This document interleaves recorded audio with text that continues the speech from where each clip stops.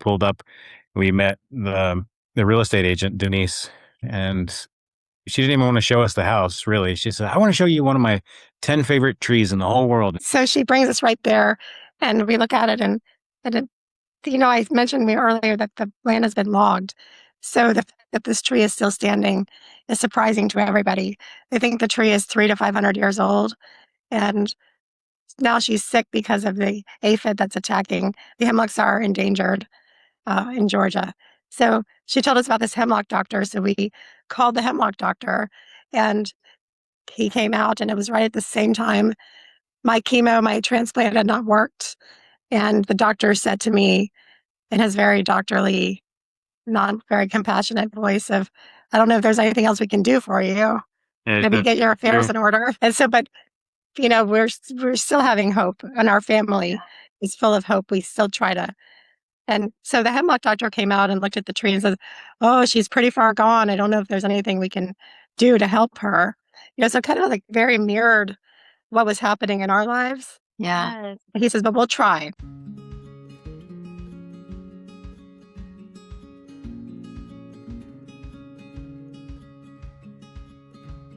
Thank you so much for joining us today.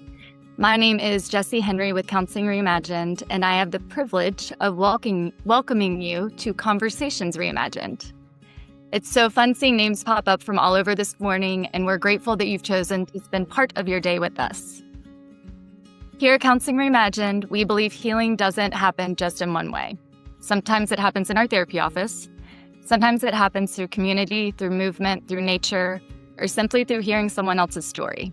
And that's the heart behind Conversations Reimagined.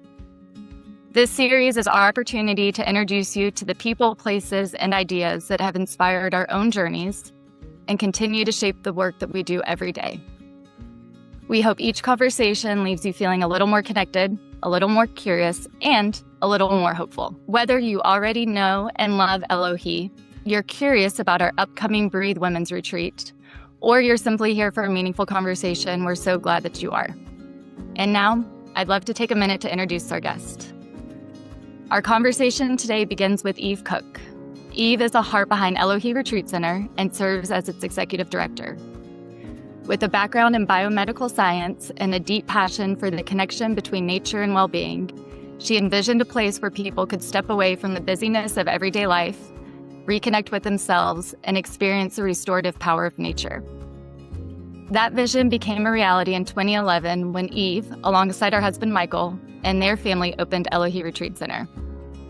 What began as a dream has grown into a beautiful 220-acre sanctuary nestled in the North Georgia mountains, welcoming thousands of guests each year for retreats centered around healing, connection, and personal growth. Every trail, gathering space, and quiet corner has been thoughtfully designed to create an environment where people can slow down, breathe a little deeper, and reconnect with themselves. Joining Eve today is her husband, Michael. Together, they've poured their hearts into bringing Elohee to life. From the buildings to the trails to the countless thoughtful details that make this property feel so peaceful and welcoming, Michael has played a founding role in creating the place so many of us have grown to love. And now I'd love to introduce you to the woman leading today's conversation, Tori Tatum. Tori is the founder of Counseling Reimagined and a licensed professional counselor who is passionate about helping people heal, reconnect with themselves, and navigate life's challenges with greater confidence and resilience. Her work is rooted in EMDR and internal family systems, while always honoring the powerful connection between the body, mind, and the nervous system.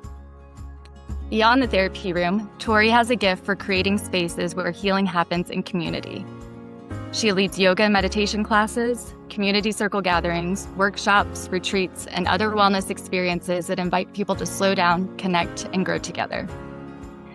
This August, Tori will host her 5th Breathe Women's Retreat at Elohee Retreat Center. This has become a partnership that has become a meaningful extension of Counseling Reimagined and one that continues to impact women. So without further ado, I would love to introduce Tori Tatum. Thank you, ma'am. I appreciate that sweet introduction. Thank you, Jessie.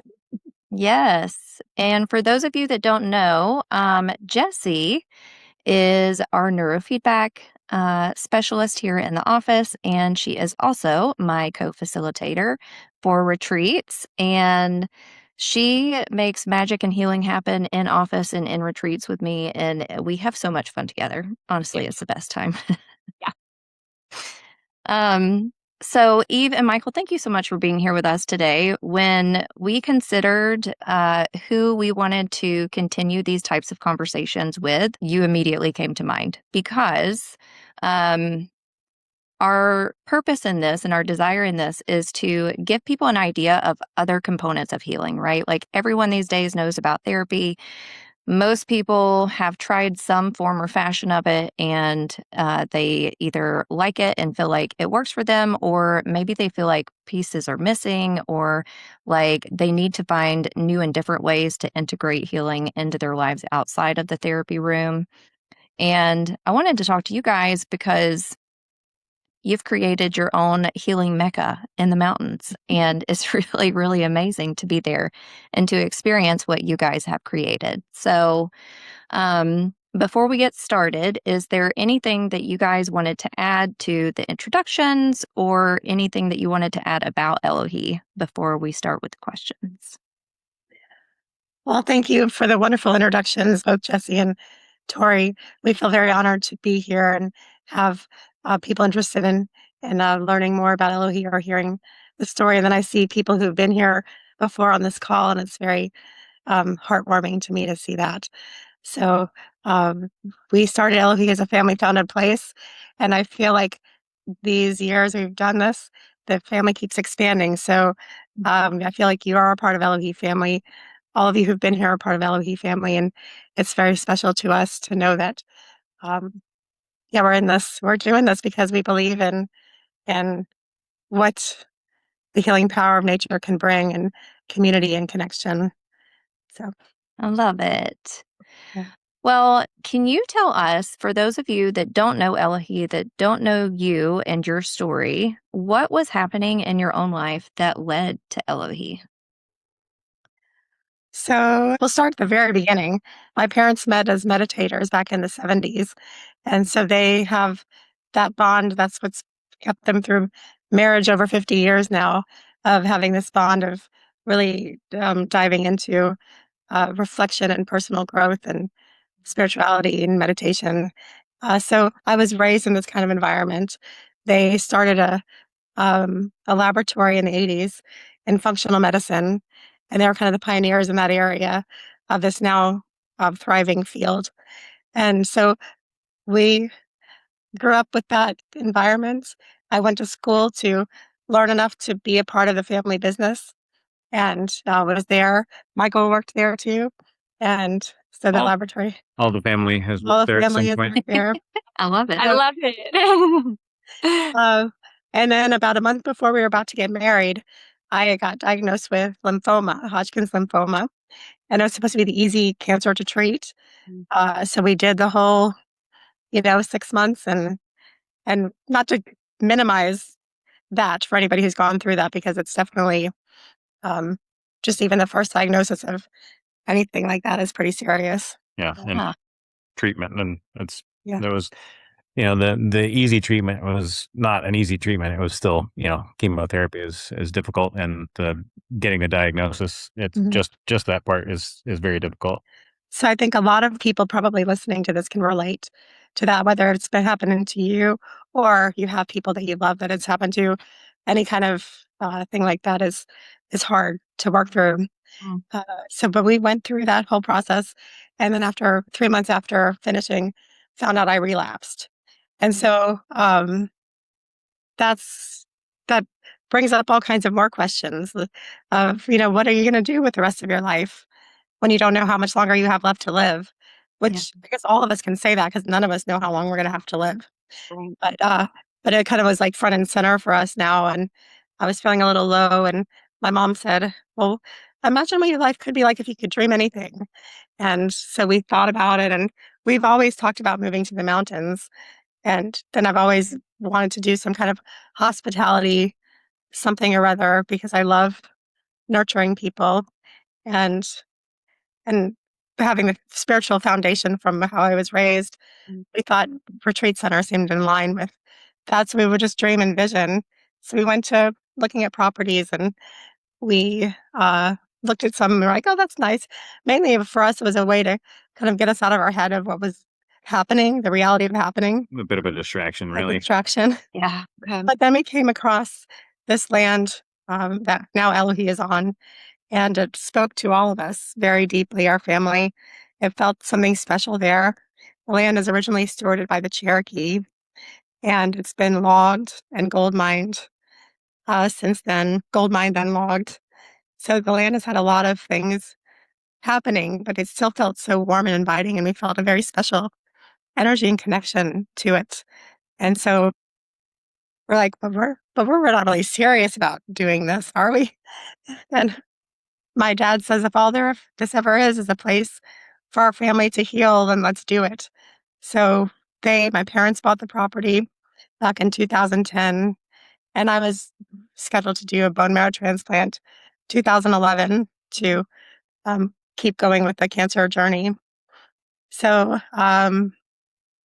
it was kind of interesting to figure out how we're going to start a business going through all of that. So, but we just kind of kept an easeful way of moving through.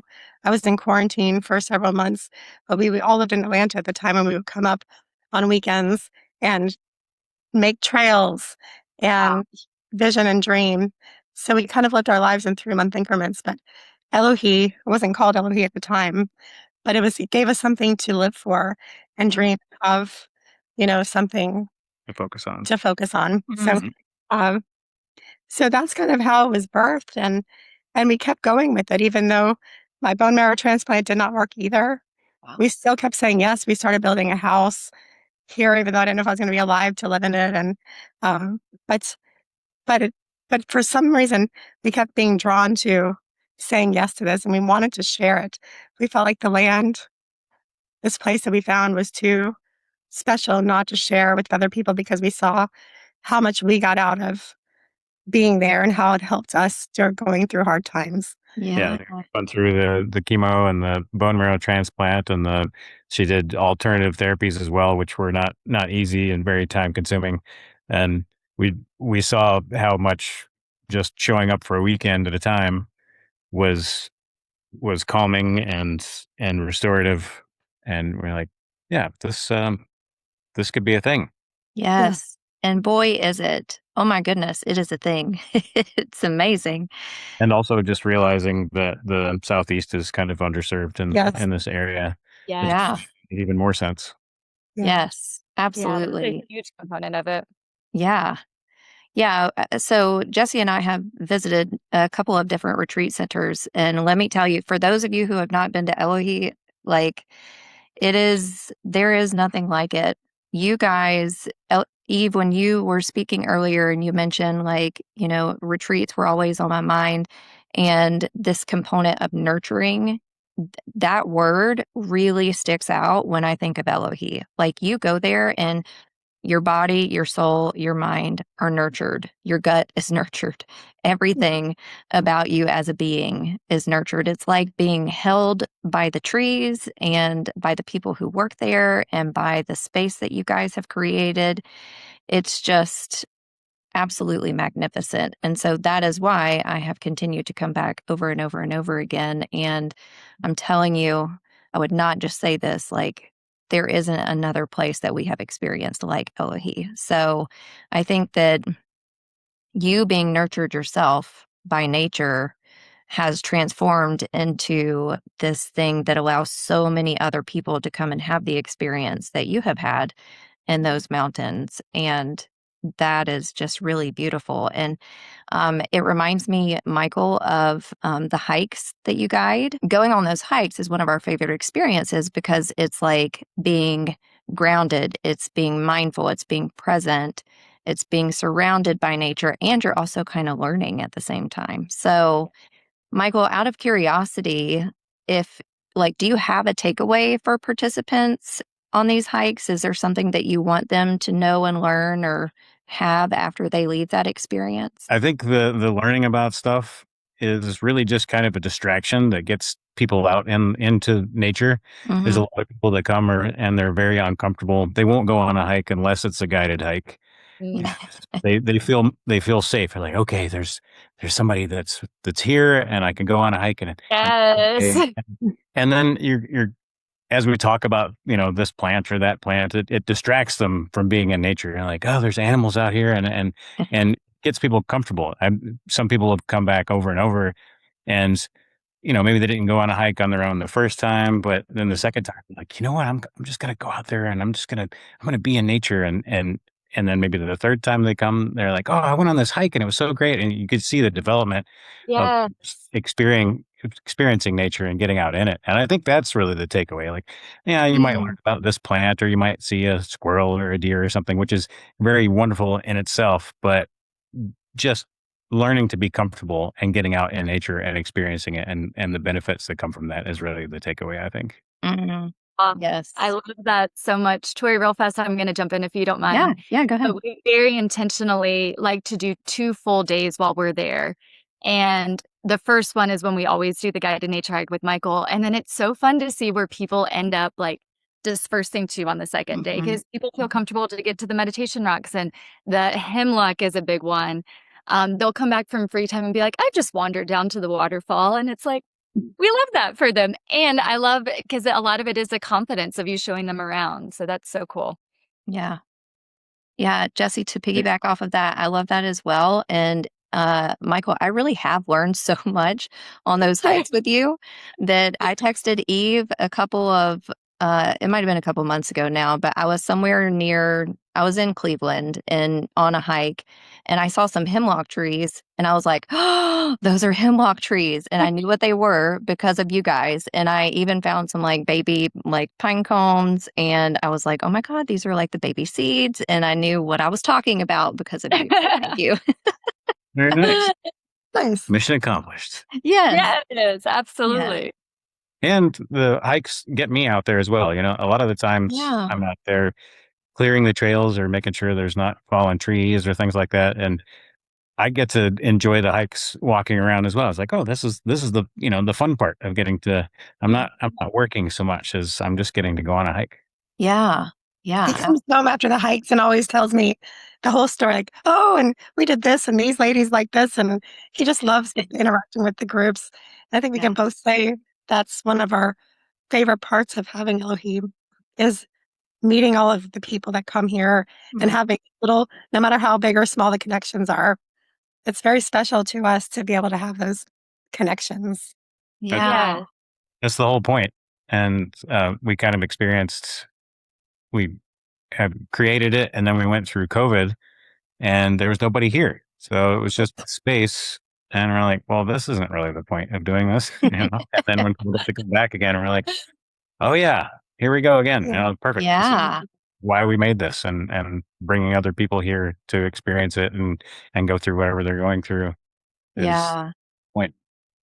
Well, and that's really that's a beautiful point too. Like, and that brings me back to that word nurturing. I think y'all are nurturing connections by what Mhm. you have built. And um, Jesse and I attended for the first time together at to another person's retreat that they were hosting up there, and we went to another one, and then I went to another one, and that eventually led to me hosting my own retreats up there, which has been incredible. So happy Um, for that. Yes, and actually, like, one of the ladies on this call today, we met at one of the retreats in Elohee, and we're great friends now. We see each other monthly, and it's been years of friendship, and so, to that point, like, and Jesse, I won't speak for you, but when I went, I was pretty nervous about, what it was gonna look like because 'cause I'd never been on this type of retreat before in, like, a larger group setting. And there's always the thought of like, are people going to be my age? Am I going to have anything in common with these people? Am I just going to like stick to myself and do my own thing? Or am I going to find some friends and connections here?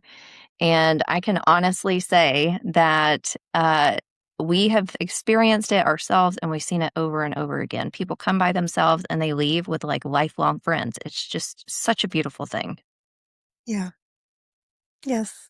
Yeah, we have people come, um, they'll come back to and meet people that they've met on retreat, and you could see it's well, like, oh, there you are again, and Oh, Yes. the relationships are incredible that they build, and they're nervous, like, oh, I don't know, I've never done this sort of thing before, and they just we we live there, and it's our home, and we want everybody that works there and comes to be and feel like family. And it seems like it shows. People show up, and they're always nervous when they show up. They, where do I park, and what do I what do I do? Yeah.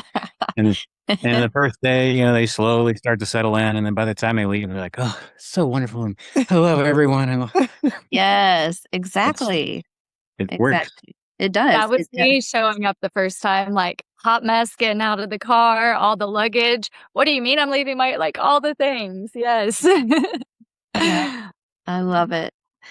Well, one thing that I want to kind of transition to, Eve, you mentioned that your parents kind of started in the pharmaceutical or functional medicine world, and so you kind of grew up in that type of atmosphere. And I'm curious, like, did you know and practice like grounding, presence, meditation, and things like that before starting your healing journey and moving to the mountains? Or is that something that started in the mountains?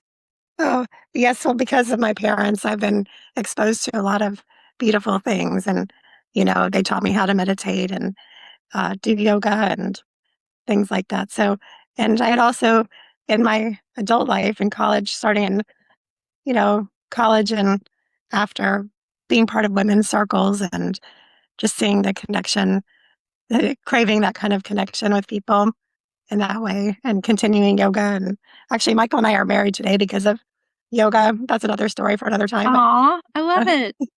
so, so yes, it was before. So we kind of knew, and I'd been to retreat centers.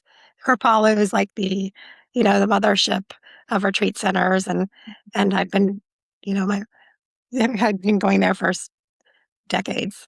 So we had in mind what we wanted to create here in our own little way of Mm, doing it. So we were very intentional when we were design. We had to design all of the Thanksgiving house is the one thing that was there when we got the property, but we designed with a lot of help from a lot of people. The we call it Bald Mountain. We call it Bald Mountain. It's not like the formal name of Bald Mountain. We call it Bald Mountain because when we first got the property, it was cleared because the previous owners were going to build their house there, and so it was cleared, but it was like scrub pines and Blackberry black bushes. bushes. So we've breathed life into it. We called it Bald Mountain because it was bald when we got it. But now wow. we've been intentionally with a lot of help, like I said, landscape artists and builders and architects And starting at the Thanksgiving house, we got to kind of practice before building the main Uh, facility, and got lots of input and ideas from other people. yeah, It's, we did not know exactly what we were doing, and we still don't. we're still flying by the seat of our pants. Well, you're kind of playing with nature in that way, right? Like y'all are just in this like playful relationship with the Yeah, mountains up there. Yeah, yes. stuff works, and we continue that, and stuff doesn't work, and we might try it again, but then we realize pretty quickly, okay, this is not the way to do it, and we shift and learn, and we get all kinds of suggestions and ideas, and if it's something that we can implement, we're like, let's do it. If it's Mm. not, like, it just doesn't fit, and we let it fall away. A lot of the things we've done over the past 15 years have been results of guest comments and wow. questions and feedback, and we really appreciate. I so totally feel like this is not our business. This is our community collective Yeah. uh, experience. I feel like we're in this. We are very much aware of wanting it to be a community effort. Mm, I love it. Well, that you can definitely feel it. You used the word intentional earlier, and that completely explains Elohee to me. I'm curious, like it to me, I'm like combining the words like nurturing and intentional when thinking of you guys. Was that always part of your vision? Is that like part of your core values? How did this come to be? Because when I say, you guys, everything there is intentional, you can feel it on down to like the rooms and the showers and the things that are like right next to you. It all feels like you're taken care of. You think of something you need and it's already there. Yeah. Oh, that makes me feel so happy to hear you say that, because that is what we strive for. Mm. And it makes it easy when we have people like you showing up and just enjoying it so much. Like, that's what makes it all worth the effort to put in, because it's yeah, uh, we're going for that. So I'm glad you're feeling it. I Yeah. love it. I think we're both kind of innate caregivers, Mhm. and going through the cancer journey, that you learn what works and what doesn't work as a caregiver, and the attention where it's needed and where it's like, oh, this is something that people might need if they're going through something. And it might not be something super difficult, or maybe it is, but Mm. we pick that up. Being caregivers to start with helps, but then you learn, and we see the experiences, and we're up there living it, and so we can tweak things as we go. And like Yeah. we were saying before, the suggestions and the input from the guests is, I mean, why would you build something for guests to come and then not listen to them when they say they need something? Yeah. I love that though, because, not everywhere is like that. And I think that that shows an openness and a flow of relationship. And you guys have probably experienced that with like Eve's trials and healing journeys. And then how y'all have started with this land. I can imagine in the beginning, um, like purchasing and trying to create trails throughout that much land was quite the feat.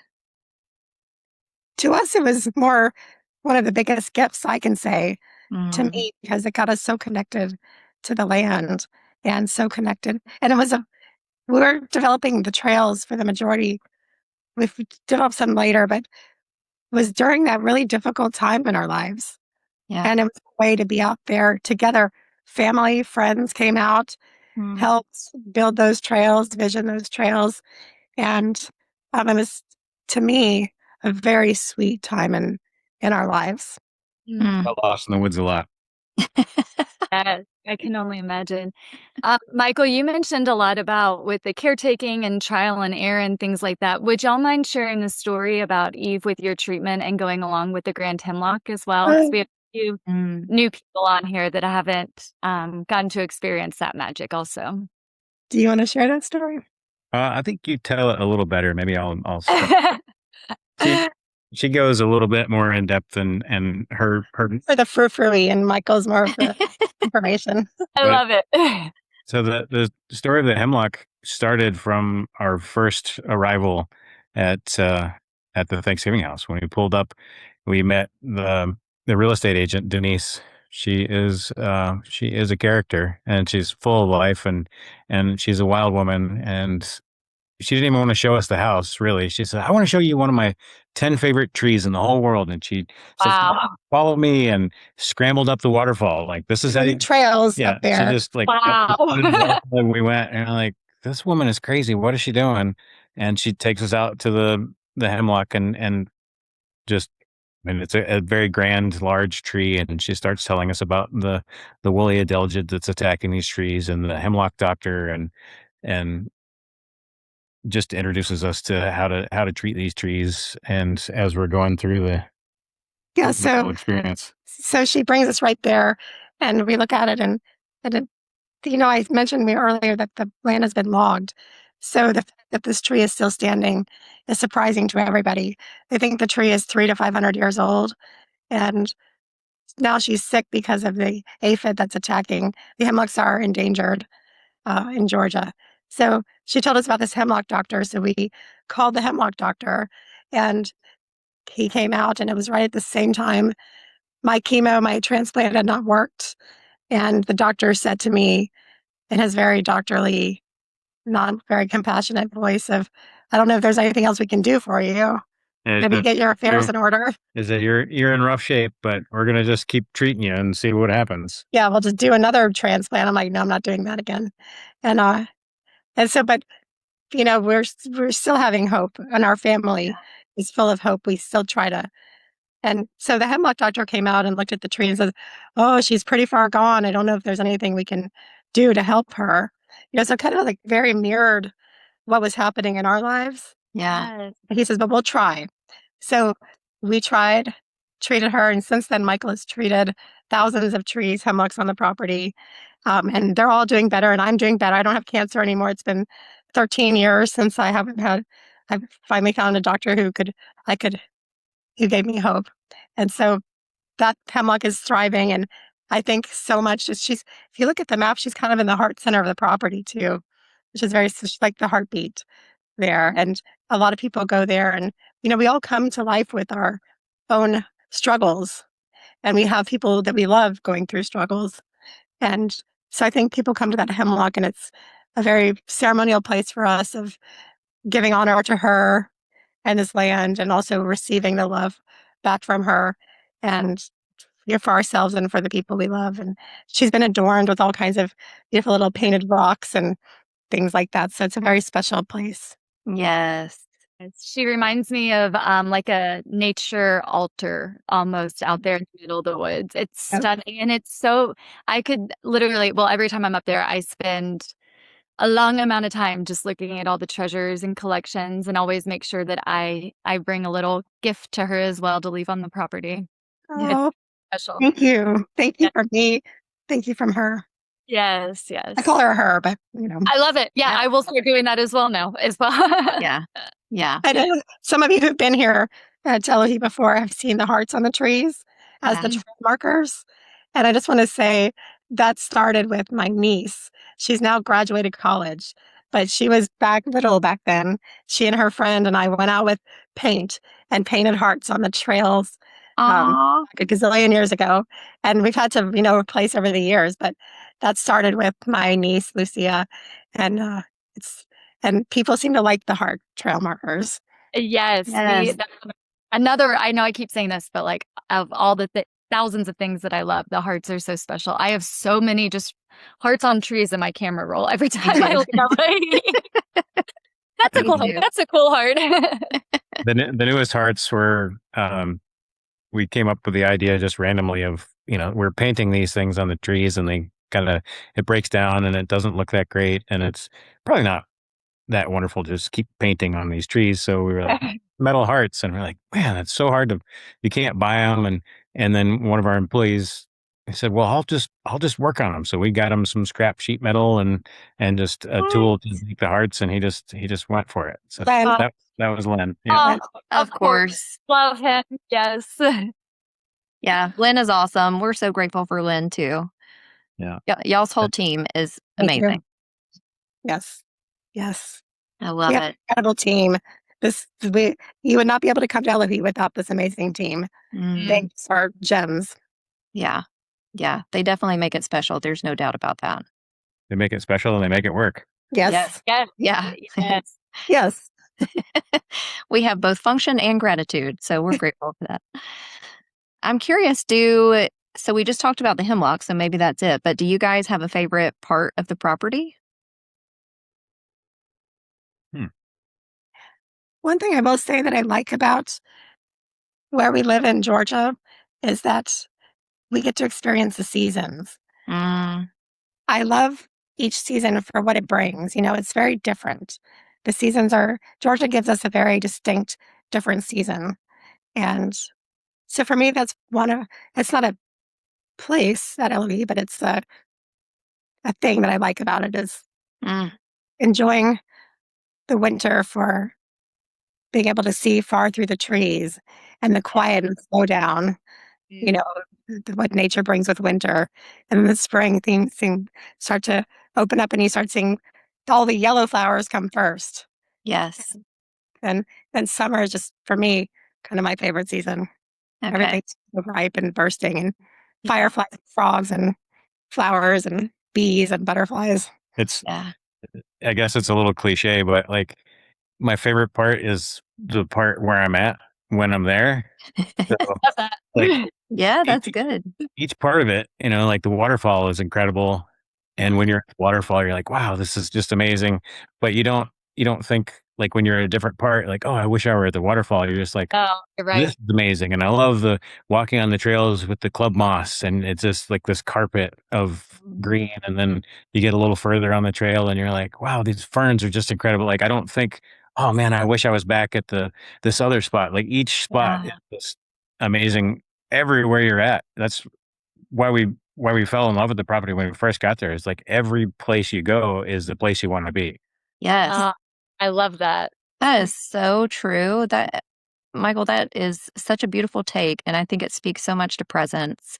And one of the things that is so healing about the property, because you're right, if I'm sitting next to the waterfall or the reflection pond, if I'm at the yoga pavilion, if I'm hiking, there's I'm not thinking about being anywhere else. I'm just thinking about being right where I am, and it's almost like one foot, another foot. Oh, look at that frog. Like, oh my gosh, a butterfly. Oh, there's the bird. Like, ooh, I can hear the water like roaming or whatever.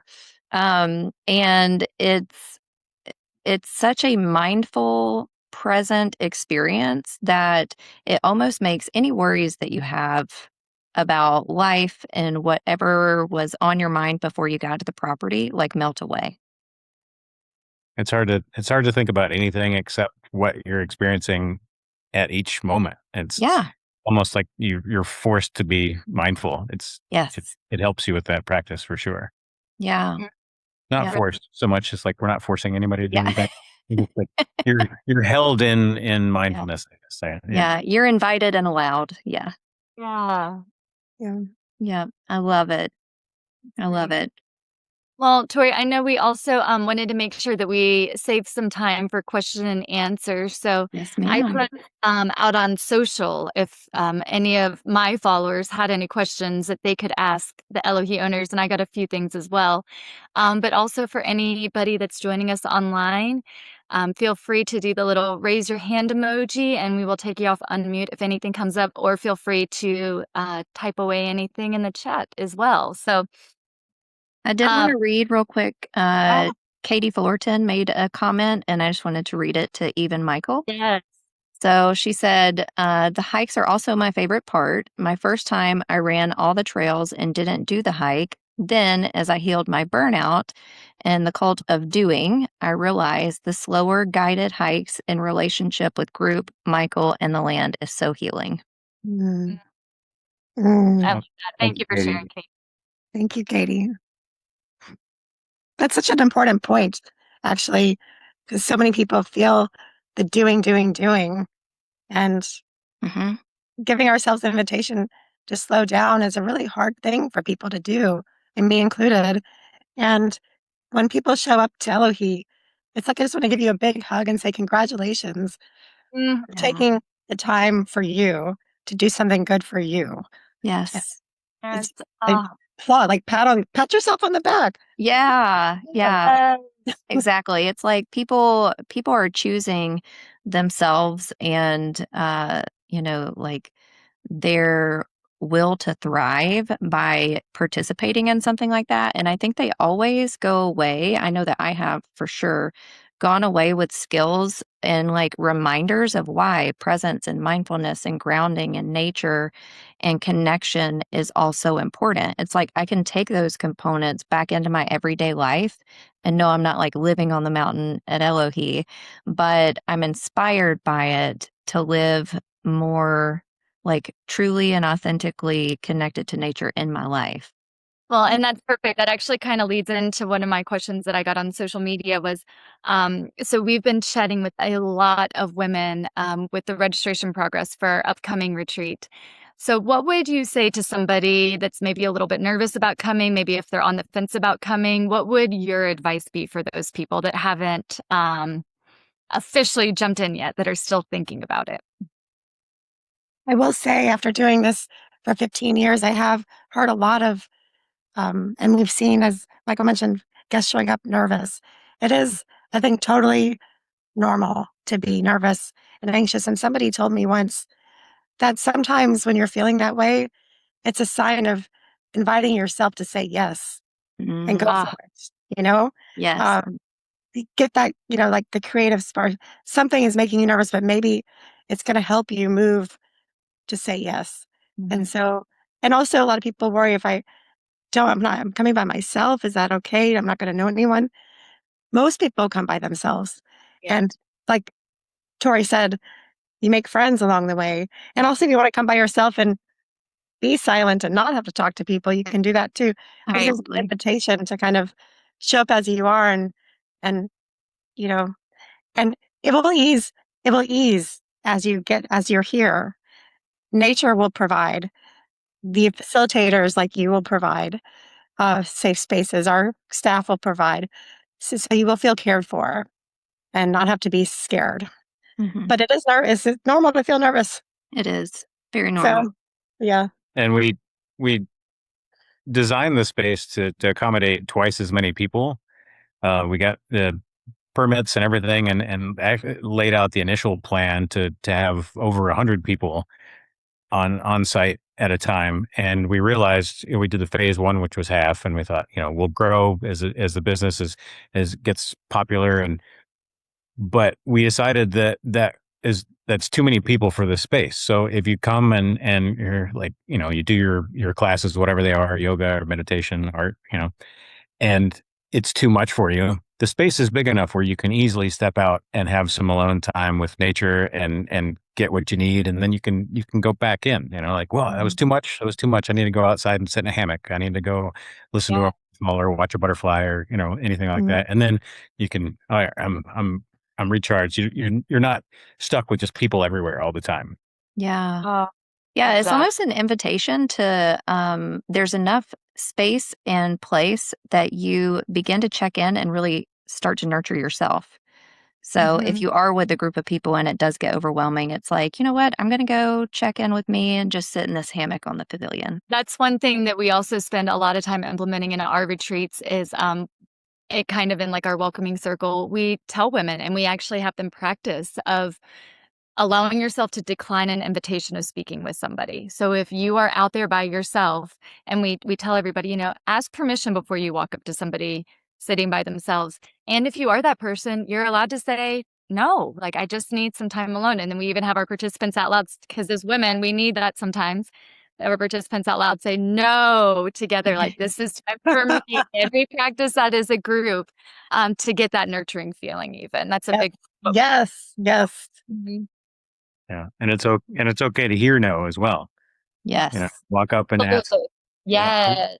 can I sit here? Can I talk to you? And like, no, I'm really enjoying where I'm at, or I'm doing something important. And instead of taking that as, Personal. oh, Yeah. why don't they like me? Or it's like, they're doing their own thing, and Yeah. it's okay. I need to find Yes. my own thing to do too, maybe, right? Right. Yes. All right. Well, a few other questions that we got. One thing that Tori and I rave so often about is the food that Elohee has. And that's a big question that we get from our guests as well. So would love to hear about y'all's experience with the kitchen and with the fantastic team that you've built down there. Bruce is probably like honestly one of my favorite people in the whole world. And I feel so inspired by his food every time I come home. So would love to hear y'all's take on it a little bit, because we just absolutely 10 out of 10 every time that we speak about it. I'm Oh, so happy to hear that. We like Bruce is one of my favorite people too. we love. Yes. Yeah, he did an incredible job, and he's tasked with the job. We ask people before they come their dietary restrictions or needs or vegetarian. We can start vegan all the way through omnivore and gluten-free and dairy-free and other, like, the list of things. And so what he's tasked with of keeping charge of all that, I'm so impressed with him, and his heart is into it. He's worked for over 40 years as a chef, and Wow. he loves working here. He says, "This is my retirement place," and he's gonna be here till then, and because he loves what he gets from you guys. Aw. I think it makes him wanna do better each time too, because it's this reciprocal, he's a giver, he's a caregiver too, and Mhm. wants to make people feel nurtured, and I think he does a great job of that. Oh, that's great. Katie, I see your hand raised. I'll get to you in just a second. I have a quick question for y'all. Do you have a favorite meal that he makes? Oh, gosh. I think my favorite thing is I'm a sweets person. Oh, yeah. The first time he made the and I'm also dairy free as of the past few years. I've had to taper away because some negative effects of eating dairy we won't talk about.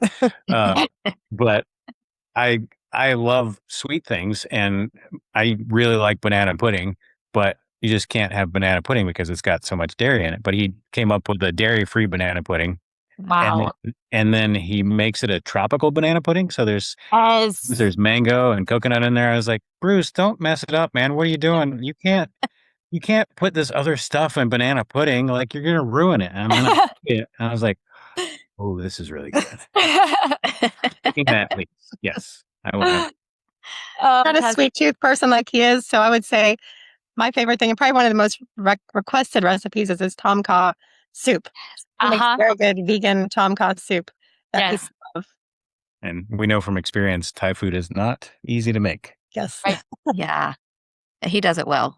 Tori, you want to hit unmute on Katie? Hi, Eve and Michael. It's so great to see you. And I have a sweet tooth as well. The banana pudding was so good. It's one of my favorites too.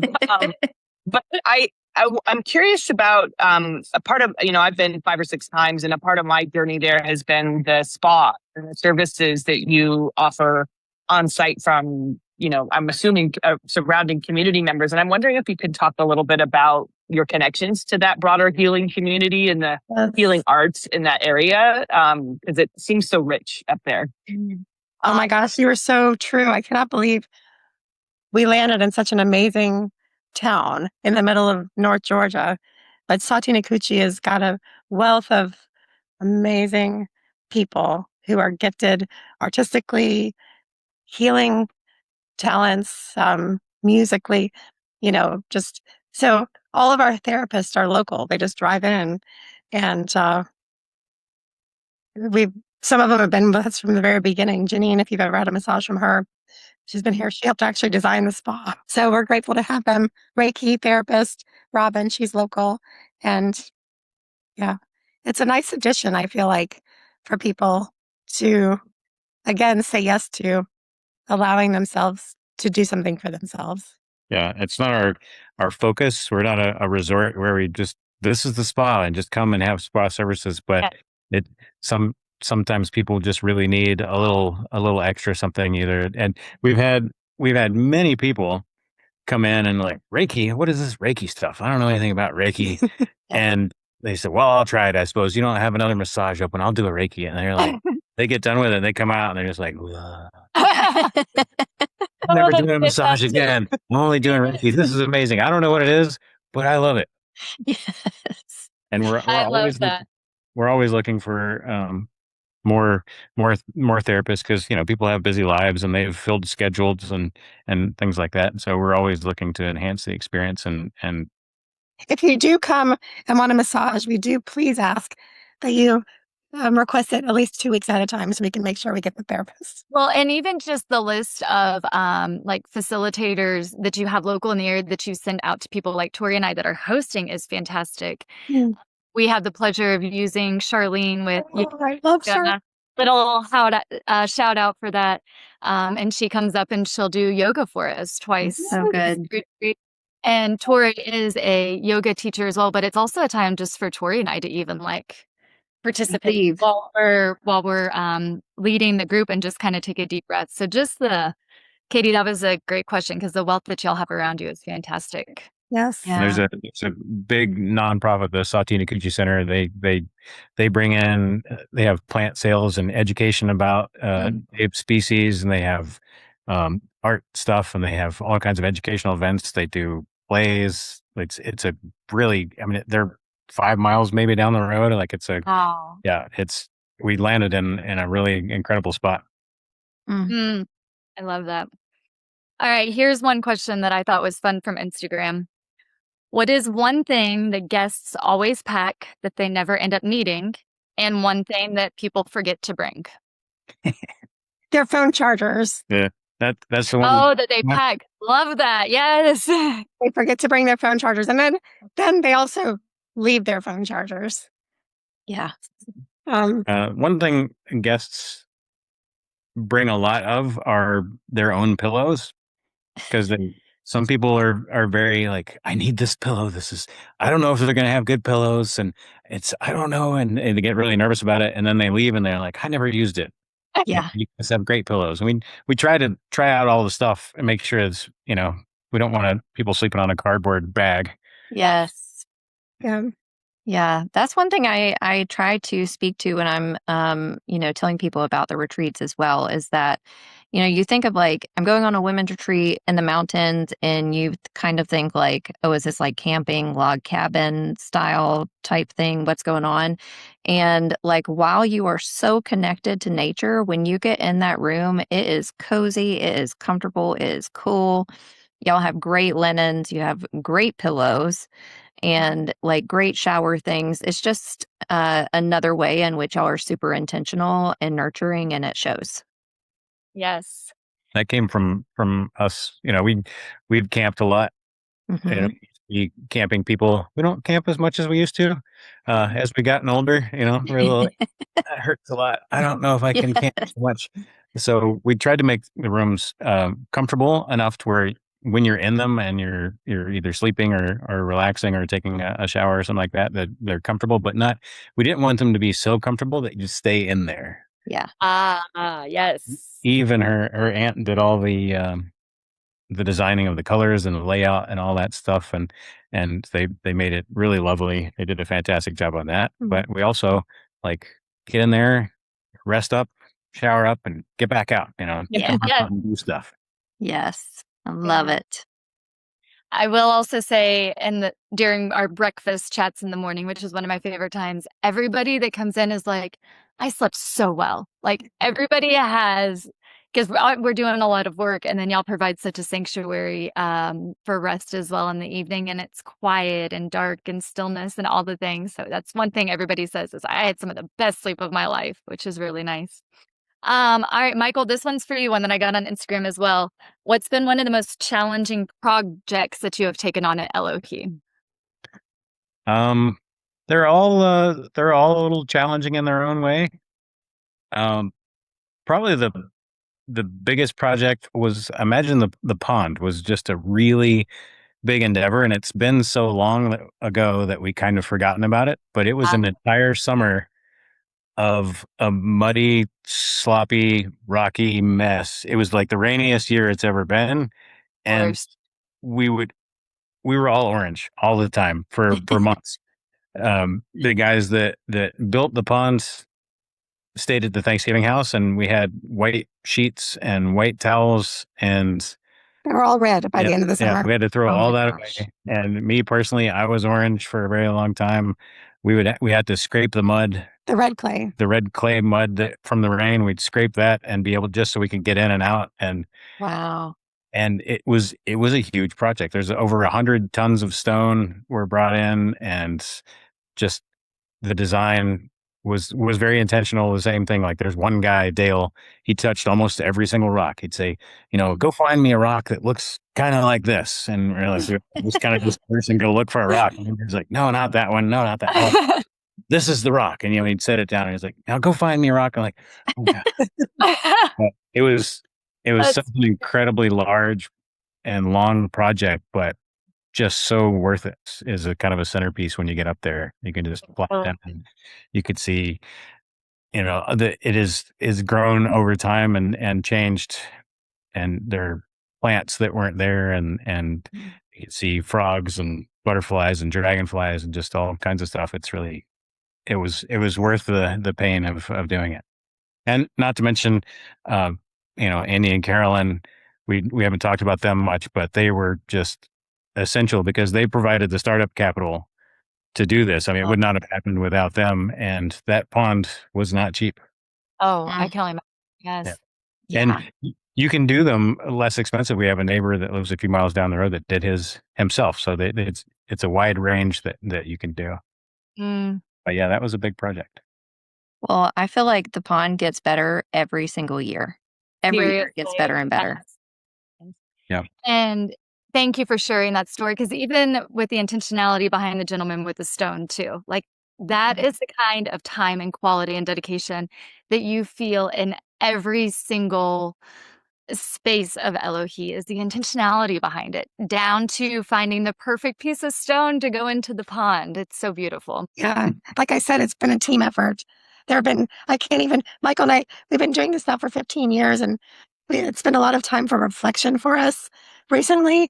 And we've just been talking about memories of just even trying to remember all the people that have been coming here, facilitators like y'all, guests, people building things, people providing stuff. And it just, blows my heart wide to, to know that this place has been Touched so many people. so many people have touched me in a very profound way. Oh, Well, wow. we are grateful for everything that you guys have done, everything that your parents did to get this place up and going. It's such an honor to be a part of, and it's such a beautiful story, and it just encompasses healing, and we see that happen every single time that we're there. And so we're so grateful to you guys for sharing it. I have a question for you too. Yes. It's just remind me again what your retreat is going to be like coming Mm. about. Jesse, do you want to go? Yeah. So we will be hosting our, well, no, Tori, I'm going to let you go because you're the one Okay. that's your 5th retreat up there. Yes. Go I for know, it, I'm girl. so excited. Yes. I feel like every single year, which makes sense, you kind of weed out the things that worked kind of well, but they weren't your favorite. And with this being my 5th one up there, I think I feel so excited and just prepared from a foundational component of what we're about to offer these participants. It's like we found the right schedule and the right activities. And so the first night that people get there, um, you guys welcome them, which is really lovely, and you get them kind of grounded and into their space. And then we do an intro with them. And the first night we do a workshop, and it's going to be about mindfulness and presence and grounding and just inviting them into the land and how to use the land to help connect better with themselves. And if they desire, maybe potentially to connect with people around them. And then we end out the first night with a sound bath, which is really incredible. And that is by Jessie herself. Um, and y'all should come if you want. Please join us. Please come join us in Mandela Hall for a sound bath on Yes. Thursday. Yes. Yes. And then the second day, we're doing a couple more workshops where we're teaching people really just how to be with the harder things that come up in themselves, like what to actually do with the heavy emotions and what to do with the negative thinking that automatically pops up for every single one of us, and what to do with the triggers that happen in life. And then from there, we go into the third day. And the third day it's like my favorite day. The third day is somatic breath work, which is led by Jessie. And me and a couple other facilitators will be assisting with that because there's so much beautiful energy moving in the room. It's so much fun. And then we go into an art workshop. And then that night we have our bonfire. And so that's like our releasing ceremony where anything that's come up over the few days that you're there, people are allowed to write out or post in various different ways and release into the fire and not carry it home with them, which is such a beautiful thing. And then on Sunday, our last day, we close it out with a waterfall ceremony, which is also one of my favorite parts.